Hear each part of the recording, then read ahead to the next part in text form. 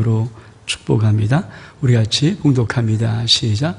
그들의 발을 씻긴 후에 옷을 입으시고 다시 앉아 그에게 이르시되 내가 너희가 행한 것을 너희가 아느냐.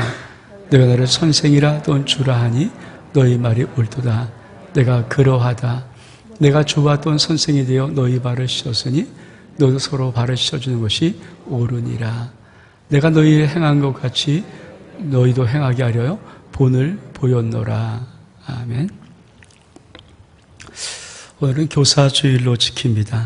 우리 아름다운 교회도 우리 유치부, 또 유초동부, 청소년부, 청년부 많은 다음 세대 미래의 꿈나무들을 양육하는 귀한 선생님들이 있습니다. 우리 위원장님과 우리 각 팀장님, 또 귀한 사역자들, 또 현장에서 정말 그들의 영혼을 붙잡고 애쓰는 모든 선생님들 진심으로 사랑하고 축복합니다.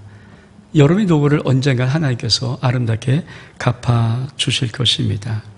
오늘 저는 선생님의 수고, 7가지 수고라는 제목으로 한번 말씀을 드리면서 우리 선생님들이 교회 학교에서는 무엇을 가르쳐야 될 것인가, 또 어떻게 할 것인가 하는 부분들을 함께 나누고 또 예수님께서 우리들에게 허락하신 귀한 은혜를 함께 나누기를 원합니다. 오늘 말씀에 보면 우리 주님께서 이렇게 말씀하십니다. 너희가 나를 선생이라 또는 주라 하니 너희 말이 옳도다. 내가 그러하다. 여러분, 우리 주님은 사복음서에 어떤 호칭으로 많이 불렸을까요? 우리 생각에는 주님이시니까 주라고 불렸을까요? 사실 그렇지 않고요. 선생, 헬라어로 선생이 디다스 칼로스입니다. 이게 신약 성경에 약 58번 쓰여 있어요. 신약 성경에는 디다스 칼로스라는 이 단어가 58번 쓰였는데 그 중에 48번이 10개 빼놓고 48번이 사복음서에 있습니다. 48번 쓰인 것 가운데 41번이 예수님을 지칭할 때 쓰였어요. 우리가 예수님을 처음으로 시작할 때 라비어, 라오니 이렇게 불렀던 그 말을 우리는 좀 복음서를 읽어보면서 기억할 것입니다. 사실 예수님은 신약 성경에 가장 많이 호칭으로 불렸던 것이 바로 선생님입니다. 예수님은 선생님으로 그럼 무엇을 어떻게 가르치고 무엇을 알려주었을까요? 오늘 그래서 예수님이 행하셨던 7가지의 수고, 그것이 지금 우리 교회 학교에서 우리 선생님들이 애쓰고 수고하는 7가지라는 것을 전 여러분에게 한번 말씀을 나누기를 원합니다. 첫 번째는 가르쳐주고 입니다. 가르쳐주고. 우리 말씀 같이 한번 볼까요?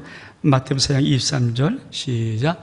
예수께서 온 갈릴리 도로 다니사 그들의 회당에서 가르치시며 천국 복음을 전파하시며 백성 중에 모든 병과 모든 약한 것을 고치시니. 우리 주님은 3가지를 하셨다고 하는데 그 중에 하나가 제일 처음에 가르치셨어요. 무엇을 가르쳤을까? 우리 말씀 다시 한번 볼까요? 마태복음 5장 1절 2절의 말씀 시작. 예수께서 무리를 보시고 산에 올라가 앉으시 자리에 나온지라 입을 열어 가르쳐 이르시되. 예수님께서 가르친 것이 무엇일까? 이것이 사실 우리 교회 학교 속에서 교사들이 가르쳐야 할 가장 중요한 것이거든요. 여러분, 세상에 많은 선생님들은 지금 한국 같은 경우에는 입시를 가르칩니다. 왜냐하면 이게 참 중요하기 때문에 그 입시의 승패가 어디냐에 따라 사실 많은 아이들이 인생이 결정되기 때문에 세상의 학교 선생님이나 학원 선생님들의 제일 주 목적은 입시를 가르치는 거예요. 근데 여러분, 정말 간혹 가다가 그런 선생님 가운데서도 스승을 만날 수가 있습니다. 이 스승은 입시를 가르치는 것도 있겠지만, 지식을 가르치는 것도 있겠지만 사실은 인생을 가르쳐주는 스승을 만날 때가 간혹 있어요.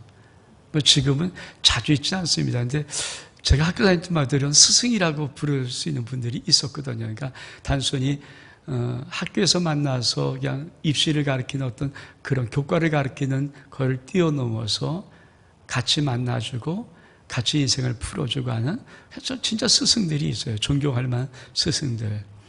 지금 세상에는 어떻게 있는지 모르겠습니다. 그러나 하여튼 그래도 간혹 가다가 이 선생 입시를 가르친 걸 좀 뛰어넘어서 인생을 가르쳐주고 인생의 지혜를 가르쳐주는 스승을 만날 수도 좀 있습니다.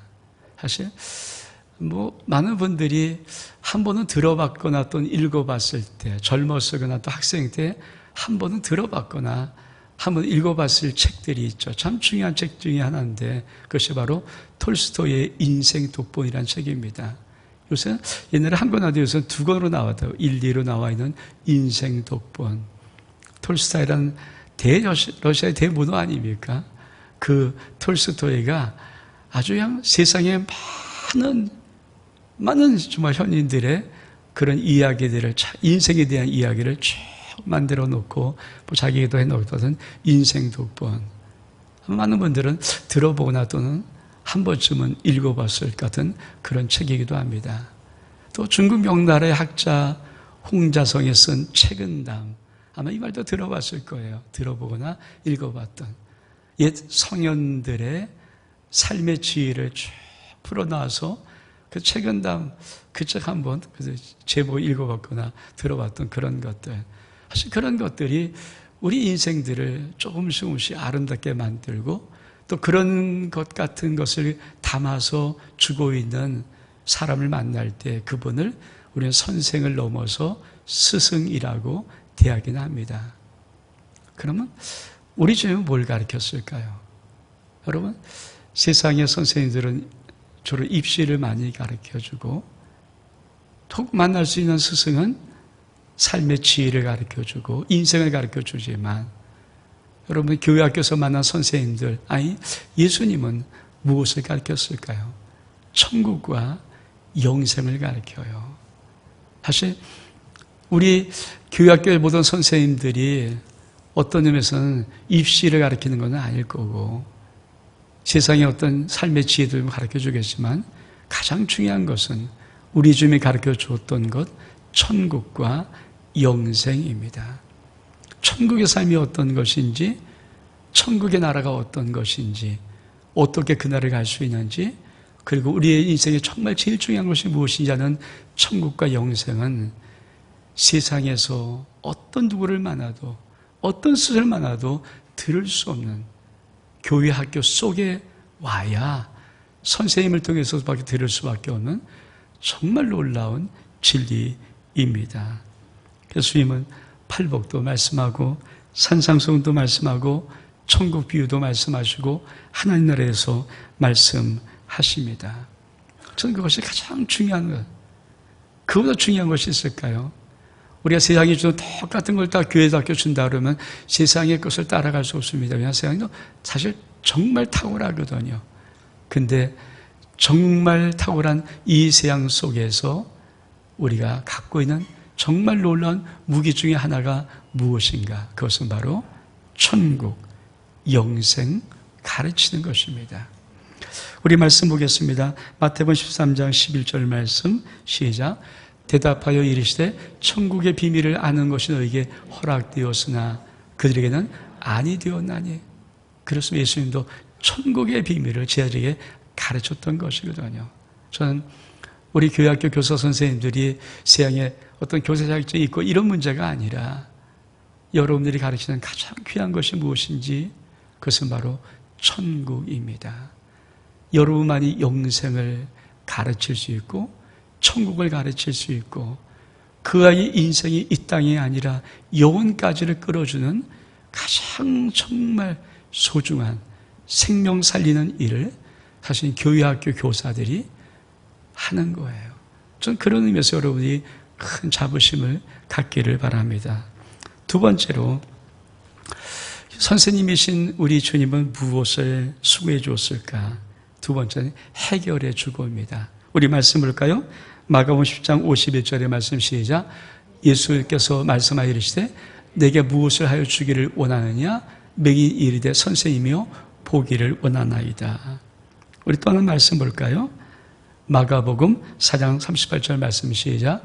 예수께서 고물에서 베개를 대고 주무시더니 셀이 깨우며 이르되 선생님이 우리가 죽게 된 것을 돌보지 아니하시니까 하니. 그렇습니다. 우리 주님은 많은 병자를 고치셨죠. 그것이 그들의 삶의 인생의 문제였거든요. 참 중요한 문제들, 앞을 보지 못하는 매gin을 만났을 때 선생님 보기 원합니다. 고쳐 좀 주세요. 해결해 주세요. 주님은 그 매gin의 문제를 해결해 주셔서 보게 만드시죠. 여러분, 배를 타고 가는데 그만 풍랑이 일어서 배가 빠져 죽게 되었어요. 그래서 뭐라고 말해요? 선생님이요, 우리가 죽게 되었습니다. 좀 해결해 주세요 할 때 예수님은 바람과 파도를 잔잔케 하시면서 그 문제를 해결해 주십니다. 그렇죠. 우리 주님이 선생님으로 수고했던 것 중에 하나가 바로 그거예요. 인생의 문제를 만났을 때 주님 앞에 나오면 주님 그 인생의 문제를 해결해 주십니다. 질병의 문제일 뿐입니까? 영적인 문제, 가난과 궁핍의 문제, 환경의 문제, 자식의 문제, 어떤 문제든지 그 문제를 갖고 나오면 우리 주님은 그 문제를 해결해 주었습니다. 심지어는 죽은 사람을 주 앞에 데리고 나와도 그 주님은 죽음의 문제조차도 해결해 주었습니다.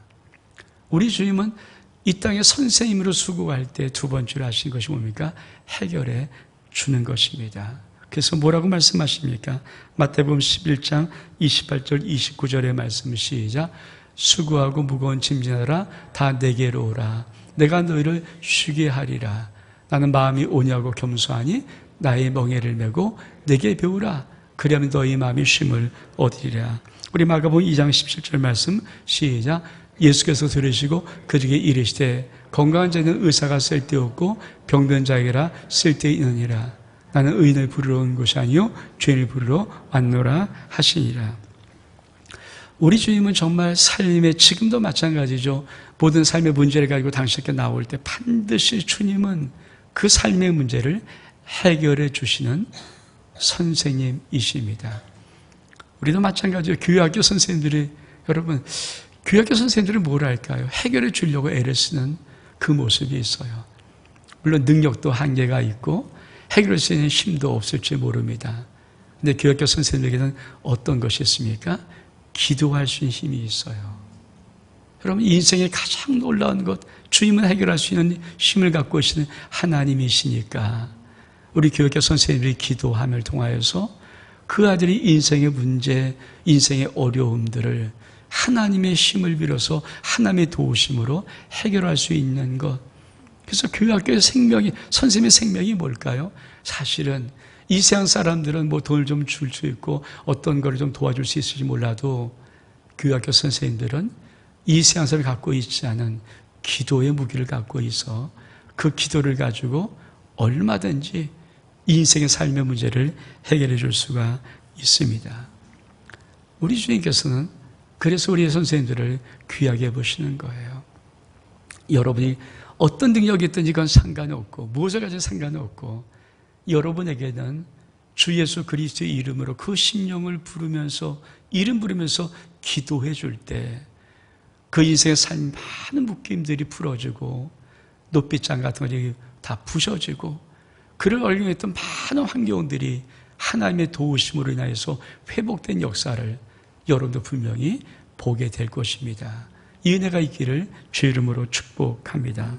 세 번째, 우리 주님은 선생님으로 어떤 소리를 했을까요? 사랑의 주고입니다. 요한복음 13장 1절의 말씀 같이 한번 보겠습니다. 시작. 6월절 전 예수께서 자기에게 세상을 떠나 아버지께로 돌아가실 때가 이른 줄 아시고 세상에 있는 자기 사람들을 사랑하시되 끝까지 사랑하시리라. 우리 말씀 볼까요? 요한복음 13장 34절의 말씀 시작. 새 계명을 너에게 주오니 서로 사랑하라. 내가 너희를 사랑한 것 같이 너희도 서로 사랑하라. 우리 주님이 세 번째로 수고했던 게 뭘까요? 사랑해 주시는 거예요. 얼마큼 사랑해 주시냐면 우리 주님은 끝까지 사랑해 주는 것.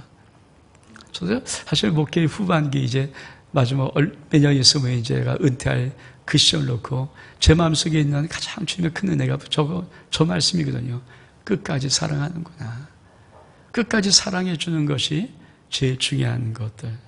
여러분, 우리 아이들, 우리 청소년들은 무엇을 말하는 것을 듣지를 않습니다. 무엇을 말하는 걸 가지고 듣는 것이 아니라 누가 말하는 것을 가지고 듣는 거예요. 그래서 많은 교회 학교의 선생님들을 이게 세미나를 할 때 내부자가 되라. 아이들의 내부자가 되라. 아이들은 안과 밖을 굉장히 민감하게 가르거든요. 엄마 아빠라도 설사 엄마 아빠라도 엄마 아빠 하는 것이 자기를 이해하지 못하면 밖의 사람이에요. 왜 또래 문화가 중요합니까? 왜 또래를 정말 그렇게 소중히 생각합니까? 같은 내부자거든요. 그래서 교회학교 교사들이 정말 할 것 중에 하나가 뭡니까? 내부자가 되는 거예요. 왜? 특히 청소년들, 사춘기를 겪고 있는 청소년들은 무엇을 말하는 게 별 중요하지 않아요. 그건 아무 들을 게 없어요. 어떤 진리를 말해도, 어떤 기가 막힌 말씀을 해도 무엇을 말하는 걸 알아듣는 자들이 아닙니다. 누가 말하는 거예요. 누가 말하는가? 저 말하는 사람이 나와 같은 사람이고, 나를 아는 사람이고, 내가 좋아하는 사람이고, 내가 정말 들을 수 있는 사람인가? 내 내부자인가? 그 사람이 말하면 그 사람의 말을 듣는 것입니다. 그래서 이 내부자가 되는 방법이 뭘까요? 사랑의 사랑. 근데 마지막 때 사랑이 참 쉽지 않거든요. 말씀 볼까요? 마태복음 24장 12절의 말씀 시작. 불법이 성함으로 많은 사람의 사랑이 식어지리라. 마지막 때는 사랑이 좀 식어질 때, 이 말은 무슨 말입니까? 마지막 때는 아이들이 보기에도 자기들이 내부자의 어른들이 없는 거예요. 특히 사춘기를 겪으면서 뭡니까? 엄마 아빠를 내부자로 인식하지 않으면은 아이들은 심각한 갈등을 겪고 심지어는 떠나버려요. 집을 떠나죠. 가출이 뭡니까?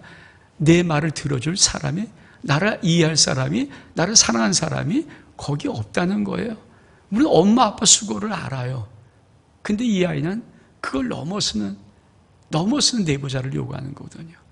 사실 우리가 아치트 문화라고 합니다. 아치트 문화. 아치트가 뭡니까?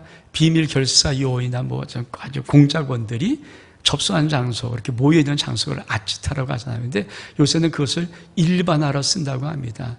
어떻게 일반화 쓰는가? 이 아치트 문화는 사람들이 즐겨 찾는 것, 사람들이 있고 싶으면 참 좋은 것, 이런 것이 아치트라는 것, 머물고 싶은 것. 여러분 사실 교회 학교에서 교회를 정말 아이들에게 주고 싶을 때 제일 좋은 게 뭡니까? 교회를 아치트로 만드는 거예요. 그 아이를 아치트로 만드는 거예요. 아치트로 만들어놔야 그 아이들이 머물고 싶고 있고 싶고 함께하고 싶고, 교회 선생님이 아치트에 두목이 되면 제일 좋은 거죠. 그런 게 사실은 그렇죠. 그런 아치트가 있어야 되거든요. 교회에 오고 싶고 교회에 있고 싶고. 사실 우리 어른들은 이 교회가 이미 아치트화가 됐어요. 사실 우리의 아름다운 교회가 다른 어떤 교회보다 참 좋은 교회는, 우리 아름다운 월화수목금토요 주일까지 일주일 내내 복잡스러운 교회거든요. 사람들이 여기 오고 여기 있고 싶고 여기서 만나고 여기서 교제하는 아치트화된 교회. 저는 그런 거는, 근데 이게 교회 학교 속에서 이런 문화가 일어나야 됩니다. 근데 아치트화가 되려면 뭘까요? 사랑이 있어요. 사랑. 여러분, 저도 짤막한 교회학교 추억, 그래서 저는 교회학교를 다니는 게 아니라 교회학교 교사로 수고할 때는, 지금은 좀 그러지 않을 것 같은데, 옛날에 참 아파트 문화가 아니잖아요. 그러니까 주택 문화. 주택에는 안방이 있고 마루가 있고 이쪽에 또 작은 방이 있고, 또 약간 집이 큰 집은 들어가자마자 오른쪽에 문간방이라는 것이 있어요. 저도 지금도 장로님 댁에 가서 많은 청년 때 참 많이 놀았던 것들, 참 그곳에서 그냥 놀으면 그냥 방 하나를 빌려줘요. 그럼 방 안에 가서 놀고 밤새 놀고, 또 저희 집도 참 교회와 가까웠기 때문에 아치트가 됐거든요. 그래서 참 많이 같이 찬양 부르고 청년들이 막 놀고 했던 이런 아치트 문화. 사실 이것이 교회 속에서 있어지면 제일 좋은 거죠. 그러니까 교회는 어떻든 교회 많은 장소들을 우리 아이들이 아치트로 만들어서 그 아이들이 교회에 와서 놀 수 있도록 만들어 주는 것 굉장히 중요합니다. 예수님은 그러면 어떻게 했을까요? 예수님은 이 아치트 문화를 가지고 있었어요. 저는 그렇게 봐요. 제가 한번 말씀 읽어드릴게요. 마가복음 14장 28절 보면 그러나 내가 살아나니 너희보다 먼저 갈릴리로 가리라. 마가복음 16장 7절의 말씀도 가서 그의 제자들과 베드로에게 이르기를 예수께서 너희보다 먼저 갈릴리로 가시나니 전에 너희에게 말씀하신 대로 너희가 거기서 배우리라. 여러분, 예수님은 예루살렘에서 부활하셨어요. 그 부활한 걸 예수님께서 뭐 이렇게 말씀하시고 다 알면 될 텐데 우리 주님이 이상하게도 갈릴리에 가자, 갈릴리에 가서 나를 만나자, 이렇게 말씀하는 거거든요. 그래서 갈릴리에 가서 여러분, 갈릴리와 예수님은 예루살렘은 떨어져 있어요. 갈릴리는 밑도시고 거기에 사마리아 있고 예루살렘은 아랫도시거든요. 그러니까 여기서부터 갈릴리까지 가는 게, 근데 왜 갈릴리 가서, 갈릴리에 지하리 주님과 늘 함께 있던 장소, 함께 머물던 장소, 함께 잠을 자던 장소, 그 아치트가 있어요. 그 아치트에서 만나자는 이 말이에요. 저는 우리 주님도 아치트를 갖고 있었습니다. 우리 교회가 조금 더 좀 이렇게 단계를 넘어서 만들어갈 부분 중에 하나가 뭐냐면 우리 아이들의 아치트를 이 교회 속에서 만들어주고 그 교회 공간 속에 우리 아이들이 거기서 와서 함께 놀고 즐기면서 함께 교제하면서 신앙을 배울 수 있도록 하는 거죠. 그래서 사랑해 주는 거 굉장히 중요합니다. 네 번째로 우리 지금 어떤 수고를 했을까요? 본을 보여주고. 우리 말씀 읽어보겠습니다. 요한 13장 21절 15절까지만 시작. 그들이 발을 씻은 후에 옷을 입으시고 다시 앉아 그에게 이르시되 내가 너에게 행한 것을 너희가 아느냐? 너희가 나를 선생이라 또는 주라 하니 너희 말이 옳도다. 내가 그러하다. 내가 주와 또는 선생이 되어 너희 발을 씻겼으니 너희도 서로 발을 씻어주는 것이 옳으니라. 내가 너희에게 행한 것 같이 하여 너희도 행하게 하려 본을 보였노라. 본을 보여주시는 거예요. 본을 보여주시는 거예요. 여러분, 사실 이 본은 섬김의 본입니다. 마지막 주님이 하셨던 가장 귀한 것 중에 하나가 무릎을 꿇고 제자들의 그 더러운 발을 씻어주신 것이거든요. 낮은 자리에서 섬겨주었던 귀한 은혜. 왜 이걸 하셨을까? 이게 바로 우리 주님이 그들에게 당부하고 싶고, 그리고 그들도 그렇게 하기를 원하는 거죠. 사실 섬김의 본 굉장히 중요하고요. 사실 세상에 지금 많이 정말 정착된 것이 한 중에 뭐냐면 서번트 리더십입니다. 우리 한번 이거 읽어볼까요? 서번트 리더십 어떤 것인가? 시작. 인간 존중을 바탕으로 섬기고 봉사한 자세를 구성원들을 후원하고 지지함으로 잠조를 이끌어내는 지도력. 쉽게 말하면 서번트 리더십은 정말 낮은 자리에서 그를 잘 섬겨주면서 그가 갖고 있는 많은 잠재력들을 이끌어내는 지도력이 서번트 리더십이죠. 우리 주님이 이걸 하신 것이거든요. 제일 마지막 때 세족의 교훈, 그것도 돌아가기 바로 하루 전에 가르쳐주는 이 정말 귀한 교훈, 제자들의 마음속에 딱 그려진 그 힘, 그게 뭡니까? 발을 씻어주는 거예요. 무릎을 꿇고. 발을 씻어주려면 서서 못 씻어주죠.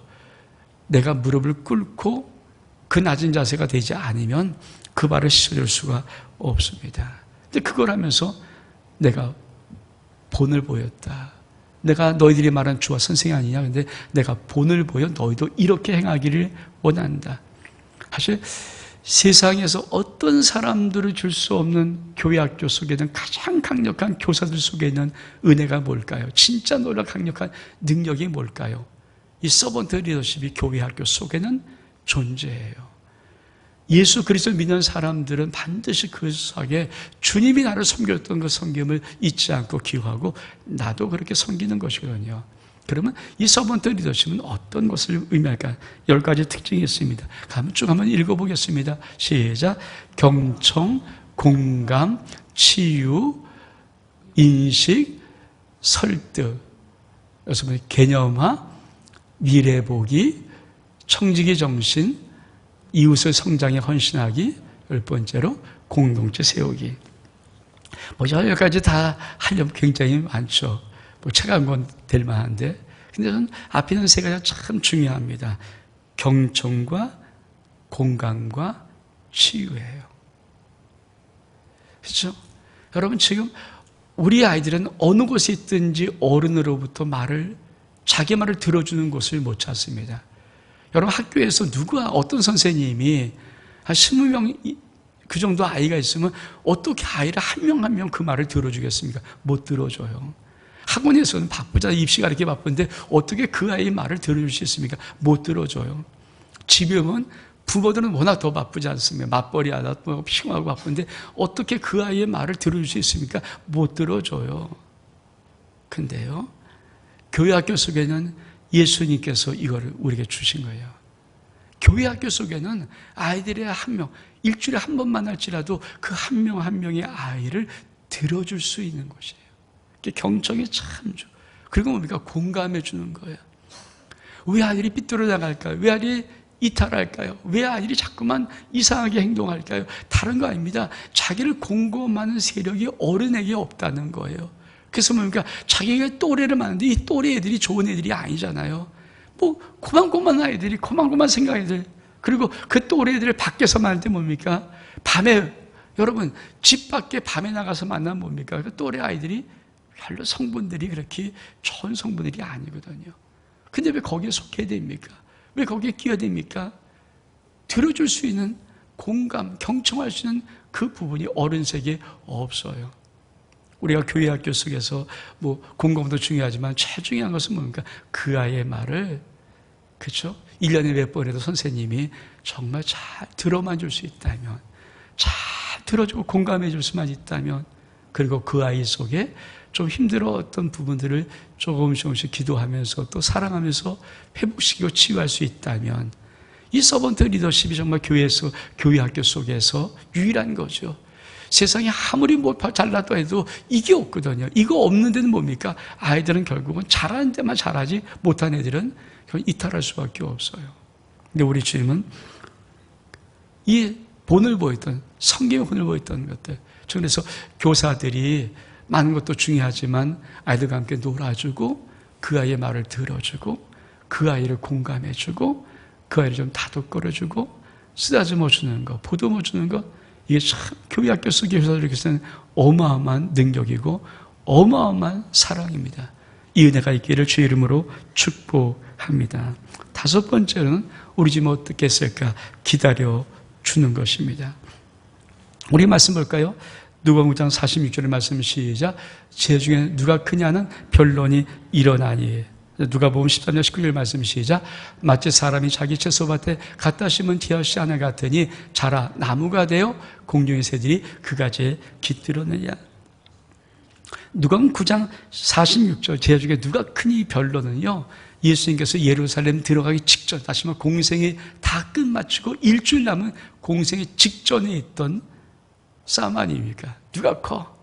그러니까 3년 반 동안 시금 훈련시켰는데 3년 반 동안 이 제자리의 모습이 뭡니까? 이 정도밖에 안 되는 거예요. 누가 크냐? 누가 크냐? 이 싸움하고 있는 거예요. 두 번째, 여러분, 천국 비유 아닙니까? 천국은, 하나님 나라는 어떤 것인가? 마치 사람이 자기 밭에 채소밭에 심으면 한 겨자씨 정말 작은 걸 심거든요. 근데 이것이 자라서 나무가 돼요. 여러분, 세상은 지금 갖고 있는 것 중에 하나가 이런 단어가 있습니다. 기다림의 미학. 기다림의 미학이 있어요. 많이 기다려줘야 되는 거죠. 기다리는 것이 얼마큼 좋은 것인지. 근데 한국 사람은 이 기다림의 미학을 알아요. 우리는 체질적으로 아는 민족이거든요. 왜? 한국에 있는 귀한 것 중에 뭡니까? 간장. 여러분, 그거 기다려야 돼요. 된장 기다려야 돼요. 고추장 기다려야 돼요. 세계 속에 내놓는 김치, 이 숙성의 과정이 기다리는 거예요.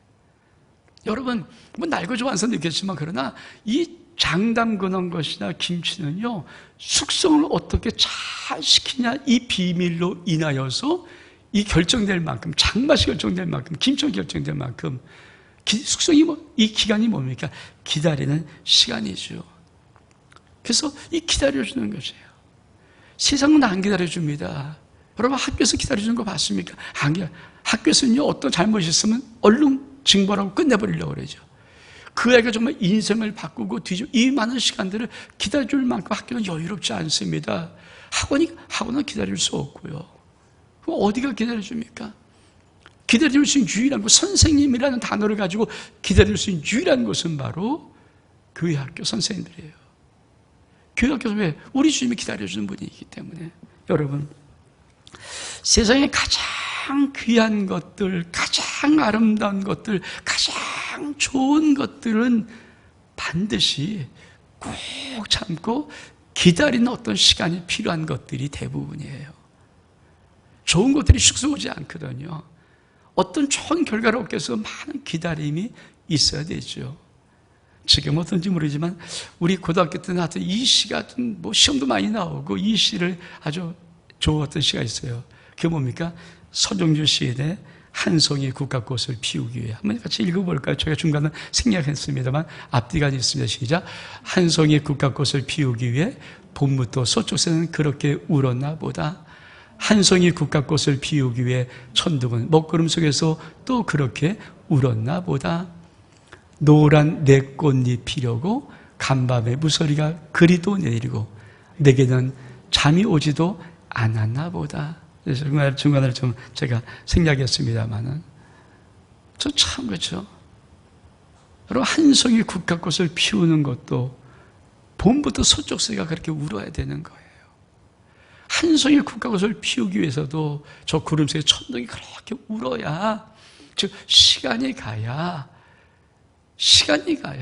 국화꽃 한 송이도 피는데, 여러분, 우리 교육은요 100년지 대계라고 합니다. 100년지 대계. 여러분, 교육은 눈앞에 있는 게 아니에요. 교육은 일순간에 이루어진 거.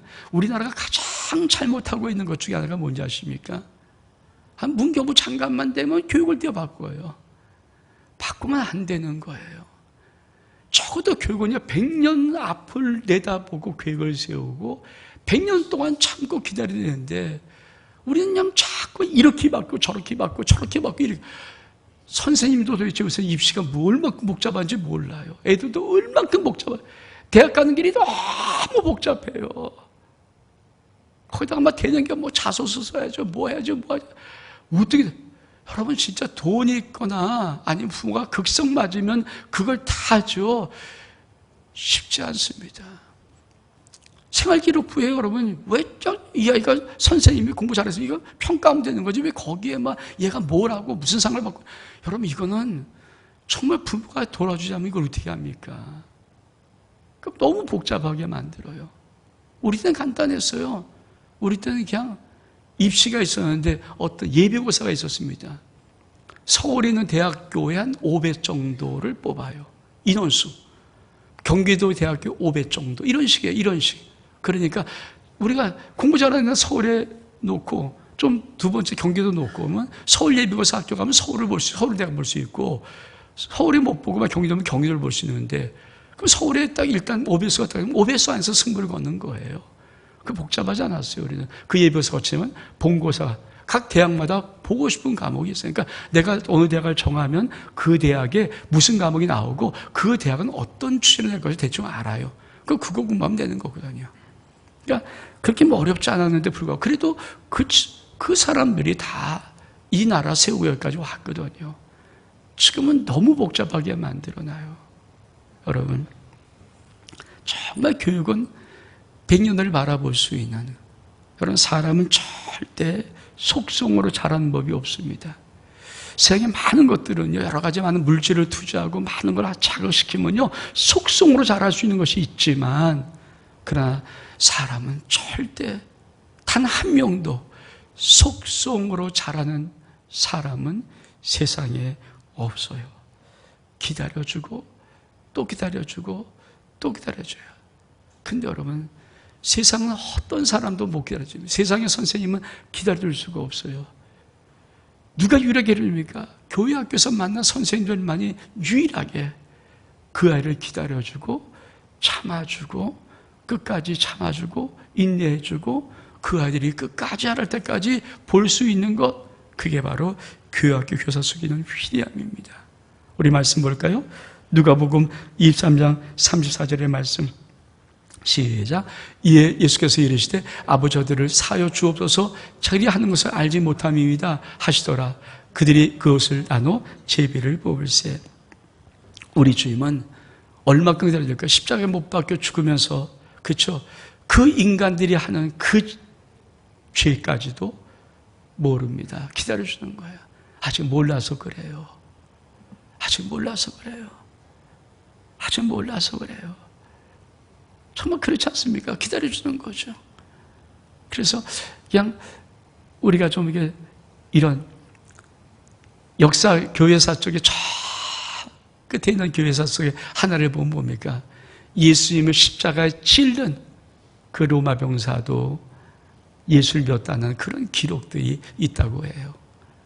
진짜인지 모르겠지만 기다려주는 거예요. 근데 교회 학교 교사들이 왜 위대한가? 이 기다려줌에 있는 것은 교회 학교밖에 없습니다. 교회 학교 교사는 이 아이를 기다려줄 수 있어요. 이 아이를 기다려줄 수 있어요. 그 아이를 기다림을 통하여서 우리는 놀라운 은혜를 그 아이들에게 나누고 그 아이 속에 자람을 볼 수가 있습니다. 여섯 번째로 우리 주님은 선생님으로서 어떤 소리를 했을까요? 맡겨주고. 우리 말씀 볼까요? 시작. 그러므로 너는 가서 모든 민족 죄를 삼아 아버지와 아들과 성령의 이름으로 세례를 베풀고 내가 너에게 분부한 모든 것을 가르쳐 지키게 하라. 볼자 내가 세상 끝날까지 너희와 항상 함께 있으리라 하시니라. 맡겨주고. 여러분, 우리 주님은 당신의 사명을 맡겨주었어요. 우리 말씀 볼까요? 또 요한복음 21장 15절 말씀 시작. 그들이 조반 먹은 후에 예수께서 시몬에게 이르시되 요한을 시몬아 내가 이 사람들보다 나를 더 사랑하냐 하시니 이르되 주님이 그러하이다. 내가 주를 사랑한 줄을 주님께서 아시나이다. 이르시되 내 어린 양을 먹이라 하시고 어린 양을 먹이는 것을 맡겨주는 거예요. 사실 그렇죠. 여러분, 우리 젊은 친구들이 아직도 한창 학생일 때 어디 세상에 나가서 정식 교사할 수 있나요? 아니요. 정식 교사라면 교대를 저 사범대를 마치던지 해서 교사 액정을 따놓고 그리고 임용고시를 보고 그리고 나서 결정돼야지. 그렇죠? 그래야지 교사하는 거 아닙니까? 누가 맡겨줘요? 학원도 마찬가지죠. 학원도 어느 정도 실력이 뭐 이런 걸 다 갖출 걸 뽑아야 되는데 교회 학교는 이 참 놀란 위임이 있어요. 위임. 근데 이게 아무것도 아닌 것 같지만 참 놀라. 사실 그렇죠. 우리가 자식이 많은 집은 엄마 아빠가 그 자식을 키우는 게 아니라 그렇죠. 엄마 아빠가 첫 아이 둘째를 잘 키워놓으면 이 언니, 이 누나, 이 오빠들이 그 동생들을 잘 키워내거든요. 근데 더 잘 키우죠. 맡겨주는 은혜가 있어요. 주님도 맡겨주세요. 여러분, 세상의 간절한 손짓이 뭘까요? 우리에게 맡겨주세요. 세상이 지금 계속 던지는 메시지가 뭘까요? 우리에게 맡겨주세요. 우리에게 맡겨주세요. 은행도 우리에게 맡겨주세요. 세상의 모든 것을 우리에게 맡겨주세요. 일을 맡겨주세요. 뭘 맡겨주세요. 이러거든요. 근데 여러분, 우리 주님도 하고 싶은 게 뭘까요? 맡겨주는 거예요. 우리 주님은 정말 이 맡겨줌을 잘해요. 근데 맡겨주는 것이 진짜 스승이고 진짜 선생님이에요. 저는 지금 생각하는 게 우리 정태기 박사님이 제 아내를 훈련시키고 갈 때 아니 돈을 받고 외부 사람을 모집하는 거거든요. 근데 훈련을 다 시킨 다음에 그냥 맡겨버려요. 물론 계속 피드백을 합니다. 근데 맡겨놔요. 근데 이 놀라운 것은요, 맡아놓고 보내면서 1년, 2년, 3년 하면서 상담의 대가가 돼요. 정말 치유의 대가들이 되는 거거든요. 우리 하나님께서 우리들에게 주신 가장 위대한 교회 속에 주신 축복이 뭘까요? 맡겨주는 거예요. 많은 것들. 사실 개척교회는 그렇잖아요. 뭐 여러 가지 많은 부분의 것들을 맡겨놓지 않습니까? 심지어는 아니 조금만 무조건 해도 그냥 고등학생이 중학생 가르치고 막 이런 맡겨줌이 있거든요. 마찬가지로 우리 교회도 마찬가지죠. 우리 귀한 젊은 친구들이 고등학교 졸업하고 나서 이런저런 모습으로 많은 것을 맡아서 하는 것들, 그게 아무것도 아닌 거지만 그 아이도 잘할 뿐 아니라 그 청년도 잘하는 거죠. 사실은 귀한 은혜 가운데 뿐만 아니라 그걸 통해서 계속 우리는 아름다운 하나님의 나라를 세워나갈 수가 있습니다. 가장 위대한 것은 바로 위임이에요. 위임할 수 있는 지도력이 최고의 지도력이거든요. 우리 말씀 볼까요? 누가복음 22장 29절의 말씀 같이 읽겠습니다. 시작. 내 아버지께서 나라를 내게 맡기신 것 같이 나도 너희에게 맡겨. 참 놀라운 것은 하나님이 예수 그리스도에게 하나님 나라를 맡겨주었는데 우리 주님은 아버지께서 내 나라를, 하나님 나라를 맡긴 것처럼 나도 너희에게 하나님 나라를 맡긴다. 그렇습니다. 마지막 하나님 나라에 세워지는 것은요, 하나님 위해서 하는 게 아니라 우리에게 맡겨둔 거예요. 우리에게 맡겨서 하나님 나라를 세울 수 있도록 그 거룩한 사명을 맡겨주신 것이에요. 교회 학교 속의 교사가 왜 위대합니까? 이 사명을 맡은 자들이거든요. 전 여러분이 그래서 하나님의 귀한 은혜가 있음을 믿습니다. 이복이 있기를 주의 이름으로 축복합니다. 우리 말씀 볼까요? 골로새 1장 24절의 말씀, 사도 바울은 이 맡음을 어떻게 했는가 시작. 내가 이제 너희를 위하여 받는 괴로움을 기뻐하고 그리 남은 고난을 그의 몸된 교회를 위하여 내 육체에 채우니라. 사도 바울은 교회를 하나님이 맡겨준 것을 믿고 어떤 믿음의 행진을 했는가? 예수의 남은 고난이 사실 없어요. 그런데 있으면 그 고난이라도 내 남은 육체에 채우겠다. 이것이 사도 바울의 고백이었습니다. 마지막 7번째입니다. 선생님으로서 우리 주님은 어떤 수고를 하셨는가? 약속해 주겁니다. 약속해 주었어요. 우리 말씀 볼까요? 요한복음 14장 3절 말씀 시작. 가서 너희를 위하여 처소를 예비하면 내가 다시 와서 너희를 내게로 영접하여 나 있는 곳에 너희도 있게 하리라. 그렇죠? 여러분, 저는 사립과 공립의 차이가 뭔가, 뭐 공립은 좀 많은지 모르겠어요. 근데 공립이나 국립은 2년이면 3년이면 자꾸만 선생님이 옮겨요. 이제 사립학교의 특징이 뭐예요? 사립학교는 그 선생님 그 학교를 계속 남아 있을 수 있어요. 여러분, 사실 이게 큰 촉이 뭘까요? 내가 그 학교를 방문하면 나를 담임했던 선생님이 수년 지나고 10년 지나도 그 학교에 있는 그것, 사실 그게 굉장히 큰 은혜거든요. 그게 있지 않습니까? 그래서 가면 너 왔니? 이걸 또 알지 할 수 있는 것들. 저도 뭐 찾아가보지는 못했지만 저희 고등학교 선생님이 같이 막 있던 선생님이 어느 순간 좀 세월이 지나니까 그 학교 교양 선생님을 하시더라고요. 많은 분들이, 아는 분들이 이름과 같이 그때는 처음 있었던 분들이 그 학교 교양 선생님, 뭐 교감도 하시고 오래도 남아있는 것. 여러분, 사실 아이들 속에 제일 큰 은혜가 뭘까요? 내가 힘들고 어려울 때 그곳에 가면 거기에 내가 만날 누군가 있는 거예요. 우리 주님이 다시 올게. 왜 약속해 준지 아십니까? 떠나지 않겠다는 거예요. 여러분, 아이들에서 가장 힘들게 뭘까? 이별이죠. 한번 우리 아이들도 그저 막 개구쟁이 것 같지만 어떤 이별의 순간이 오늘 다 올 거예요. 왜? 아이들이 제일 싫은 것 중 하나가 이별하는 거거든요. 이제 세상은 너무 일상화 시켜버렸어요. 그래서 아이들 속에 정둘 곳이 없죠, 정말. 그리고 아이들 속에 무엇인가 정신으로 의지할 수 있는 사람들이, 대상들이 정말 없죠. 근데요, 우리 주님께서 뭐라고 약속해 주는 거예요? 다시 올게. 다시 올 거야. 내가 다시 너에게 올 거야. 그리고 너를 떠나지 않을 거야. 여러분, 교육교 교사 속에 있는 가장 큰 애가 뭘까요? 우리 아이들이 자란 동안도, 그렇죠, 볼 수 있어요.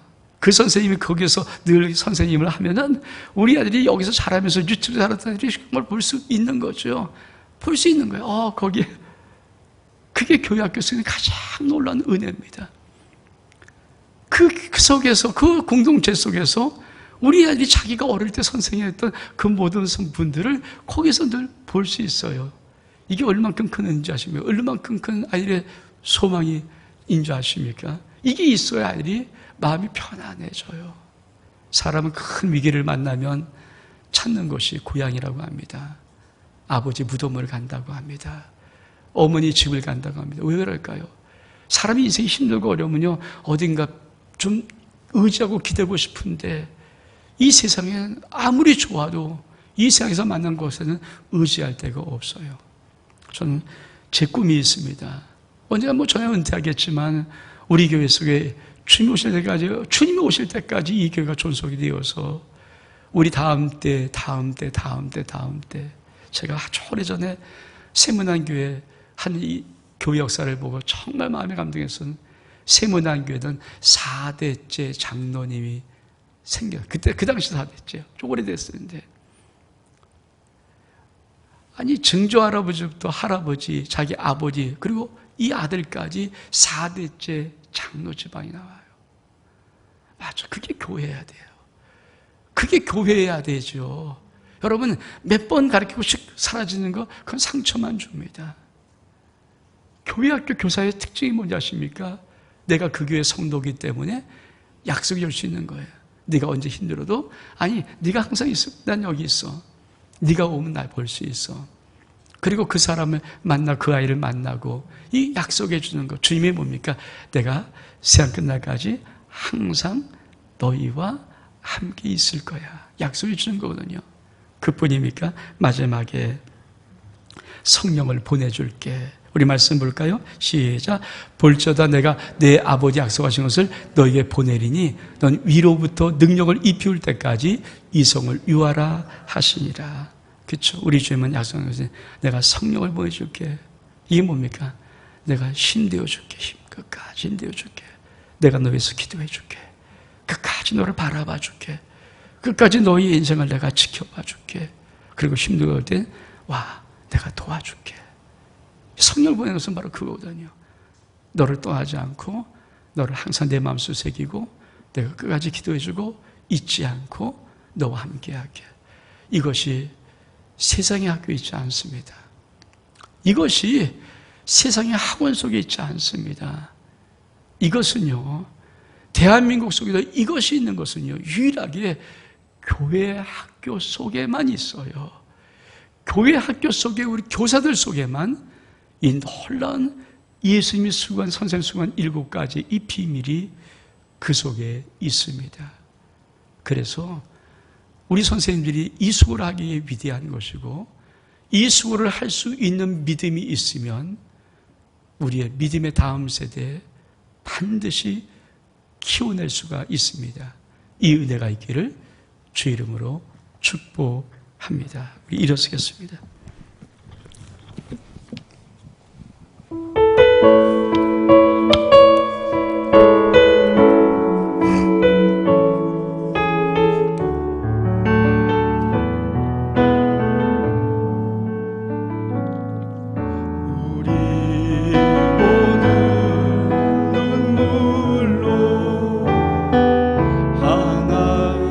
씨앗을 심는다.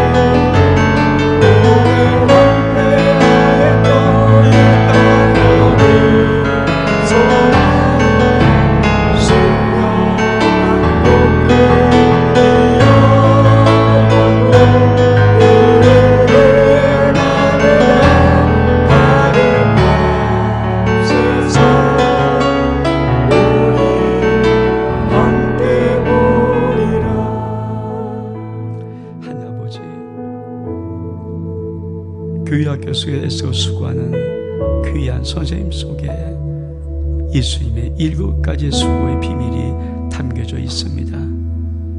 저는 그 속을 통하여서 하나님의 거룩한 용사들을 세워나갑니다. 저의 모든 삶을 축복합니다. 주님 앞에 영광 돌려드립니다.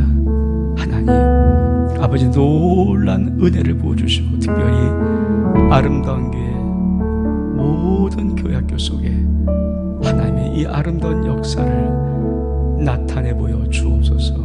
축복하며 예수 그리스도 이름으로 기도하옵나이다.